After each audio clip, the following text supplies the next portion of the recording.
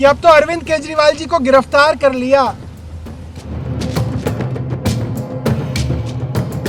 एक एक विधायक ने अरविंद जी को हाथ जोड़ के कहा है।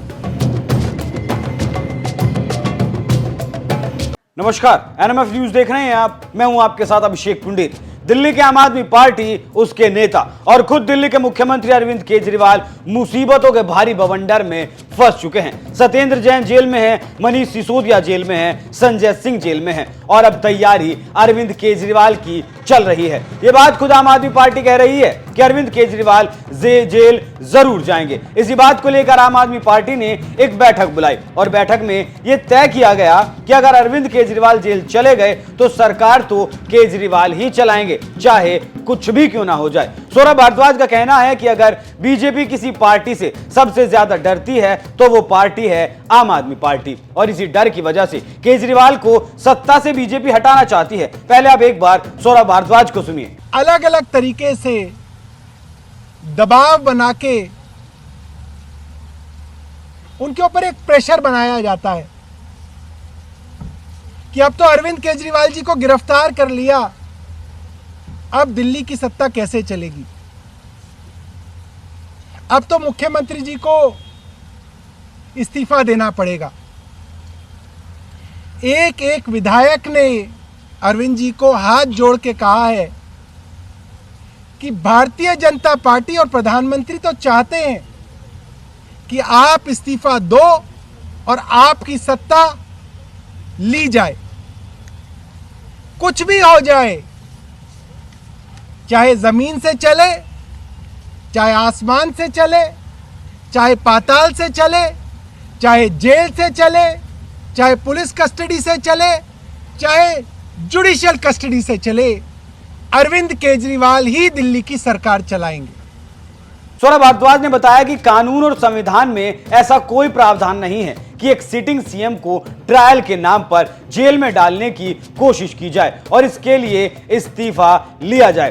तो फिर सौरभ भारद्वाज को मैं यहां बता देना चाहता हूं कि ईडी ने सिर्फ उन्हें पूछताछ के लिए नोटिस दिया था जिस पर अरविंद केजरीवाल नहीं गए, और अगर ईडी दूसरा नोटिस देती है और अरविंद केजरीवाल वहां जाते हैं तो यह कतई भी तय नहीं है कि उनकी गिरफ्तारी हो ही जाएगी। अब आपको बता दूं कि जब से केजरीवाल को ईडी की तरफ से नोटिस जारी हुआ है तब से ही आम आदमी पार्टी में हड़कंप मचा है, क्योंकि केजरीवाल अपने नेताओं की तुलना भगत सिंह से करते हैं और खुद को दुनिया का सबसे ईमानदार इंसान बताते हैं। सीएम केजरीवाल ने कहा था कि मोदी जी, अगर केजरीवाल ईमानदार नहीं है तो फिर दुनिया में कोई भी इंसान ईमानदार हो ही नहीं सकता। लेकिन यहां सवाल यह है, अगर केजरीवाल ईमानदार हैं तो फिर ईडी के नोटिस पर ईडी के सामने अपनी बेगुनाही साबित करने के लिए क्यों नहीं गए? मनीष सिसोदिया को सुप्रीम कोर्ट से भी जमानत क्यों नहीं मिल पा रही? 338 करोड़ का मामला कहां से सामने आया? संजय सिंह के करीबी की शराब कंपनी में हिस्सेदारी कहां से आ गई? शराब कंपनी को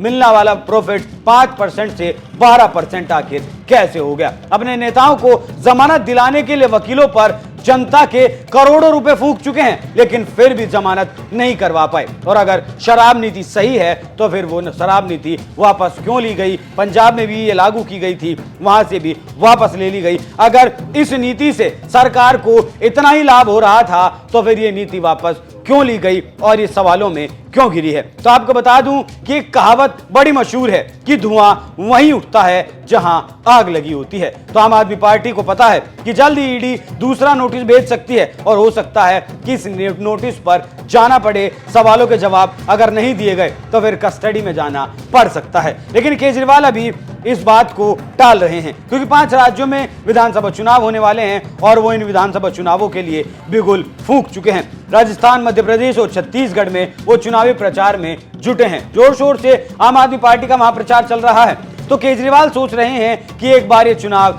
निकाल दिया जाए, फिर गिरफ्तारी अगर होती है तो गिरफ्तारी का भी प्रचार खुलकर कर पाएंगे। वो मौका फिलहाल नहीं मिल पाएगा क्योंकि एक तो चुनाव में व्यस्त हैं और दूसरी बात ये हो सकती है कि अरविंद केजरीवाल की सोच हो सकती है और वो ये कि अगर ईडी खुद उन्हें लेकर जाती है तो इमोशनल कार्ड जनता के सामने खेला जा सकता है उसका मौका मिल जाएगा, जो आम आदमी पार्टी अब तक इमोशनल कार्ड के जरिए करती आई है, इमोशनल कार्ड खेलती आई है। फिलहाल जो सौरभ भारद्वाज ने कहा है वो भी इमोशनल कार्ड से ज्यादा कुछ नहीं है। वैसे आपको क्या लगता है, क्या दिल्ली की सरकार जेल से चलेगी या फिर नहीं? अपनी राय हमें कमेंट कर जरूर बताइएगा। नमस्कार। की खबर आ रही है कि अब केंद्र सरकार की ईडी ने दिल्ली के मुख्यमंत्री श्री अरविंद केजरीवाल जी को समन भेजा है 2 तारीख का।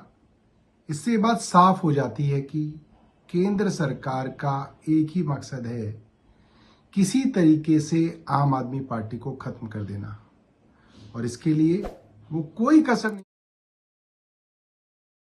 फर्जी केस बना के मुख्यमंत्री अरविंद केजरीवाल जी को जेल में बंद किया जाए और आम आदमी पार्टी को खत्म किया जाए। सत्य की जीत हमेशा होती है, और जब से ये शराब नीति का घोटाला आया था, हम पहले दिन से कह रहे थे कि इस पूरे घोटाले के सूत्रधार अरविंद केजरीवाल हैं। और आज जब माननीय सर्वोच्च न्यायालय ने मनीष सिसोदिया की बेल खारिज की और साथ ही साथ ये भी एस्टेब्लिश किया कि 338 करोड़ की मनी ट्रेलिंग, तो अब अरविंद केजरीवाल को बताना पड़ेगा कि वो 338 करोड़ रुपए कहाँ खर्च किए हैं। और दिल्ली वाले अरविंद केजरीवाल के भ्रष्ट शासन से मुक्ति पाना चाहते हैं। अभी हमने दशहरा मनाया है, बुराई पे अच्छाई की जीत का त्यौहार मनाया है, तो आज हमें भी ये लगता है कि अब वो दिन भी आने वाला है कि सच्चाई की जीत होगी। अरविंद केजरीवाल और इनकी पूरी टीम जो छाती पीट पीट कर अपने आप को कट्टर ईमानदार कहती है, इनके सबके चेहरे बेनकाब हो गए हैं। ये काले चेहरे अब जनता के सामने आए।